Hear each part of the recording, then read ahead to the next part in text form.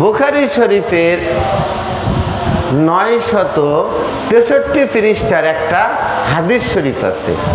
সেই হাদিস শরীফটা হচ্ছে এই যে হাদিসে কুদসি, যেখানে বলা হচ্ছে মান আদ আলী ওয়ালিয়ান ফাকাদ আযানতু বিল হারব। আমার ওলির বিরুদ্ধে যদি কেউ দাঁড়িয়ে যায়, আমি আল্লাহ তার বিরুদ্ধে যুদ্ধ ঘোষণা করি। এটা হচ্ছে বুখারী শরীফের হাদিস শরীফ। তারপরে লেখা আছে ওই ওলি কিভাবে ওলি হলো, ওই ওলিত্ব হওয়ার পরে ওই ওলির হাত আর হাত থাকে না, ওই ওলির হাত আল্লাহর হাত হয়ে যায়। ওই ওলি যা দিয়ে ধরে, অর্থাৎ যা দিয়ে বায়াত করে, ওই বায়াতের হাত আর ওলির থাকে না, ওই হাতটা আল্লাহর হাত হয়ে যায়।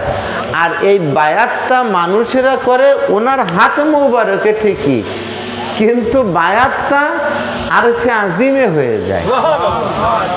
ওই আমরা যে আল্লাহর ওলির কাছে যেয়ে বলি না, হুজুর আমার জন্য এটা দোয়া করেন, এটা করেন, ওটা করেন, আমার এই অসুবিধা, আমাকে এটা বলে দেন, ওটা কিন্তু ওই ওলির কানে পৌঁছায় না।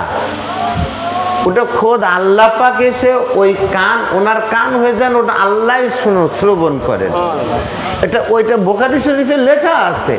এখন ঘটনাটা হচ্ছে এই যে বিষয়টা চাকু ডাকাতের হাতেও থাকে, ছিনতাইকারীর হাতেও থাকে, আবার ওই চাকু ডাক্তারের হাতেও থাকে। তো ডাকাতের হাতে থাকলে সব কিছু কেড়ে নেয়, আর ডাক্তারের হাতে থাকলে ওই রোগ মুক্ত করার চেষ্টা করে।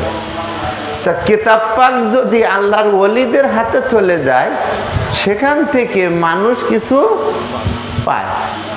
আর এটা যদি এজিদিদের হাতে চলে যায়, তাহলে ওই ঈমান আমল সব কিছু কেড়ে নেয়। আপনারা আমার কথা বুঝতে পারছেন কিনা ঠিক আমি জানি না। যাই হোক, আপনাদের এই পাবনা ডিস্ট্রিক্টের একটা সমস্যা হচ্ছে, যারা চিল্লি ওয়াজ করে ওদেরই সবচেয়ে বড় মৌলানা মনে করে।